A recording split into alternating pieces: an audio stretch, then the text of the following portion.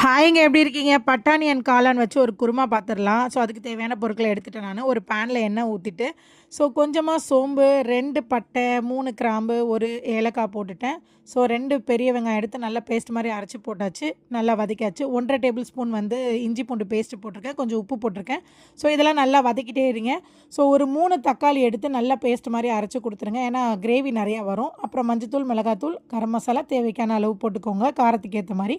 So பட்டாணி போட்டு நல்லா ஒரு கிளறி விட்டு தண்ணி ஊற்றி மூடி வச்சுருங்க. சப்பாத்தி மாவு பெனஞ்சிடலாம். கொஞ்சம் உப்பு போட்டு தண்ணி ஊற்றி ஒரு நல்லா சாஃப்ட்டா நம்ம பெனஞ்சிட்டோம்னா ஒரு 1/2 அன் ஹவர் விட்டிங்கன்னா நல்லா சாஃப்ட்டா ஆகிடும் மாவு.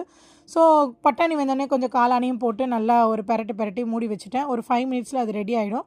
ஸோ ரெடி ஆனோடனே கஸ்தூரி மெத்தி போட்டு நம்ம அதை இறக்கி வச்சிடலாம். அதுக்கப்புறம் சப்பாத்தி உருட்டிக்கலாம்.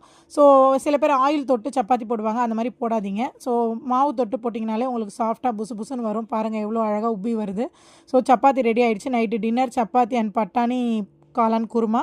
கண்டிப்பாக உங்களுக்கு பிடிச்சிருக்குன்னு நினைக்கிறேன். ட்ரை பண்ணுங்கள். ட்ரை பண்ணிவிட்டு எப்படி இருந்ததுன்னு கமெண்ட் பண்ணுங்கள். லைக் பண்ணுங்கள். ஷேர் பண்ணுங்கள். தேங்க்யூ.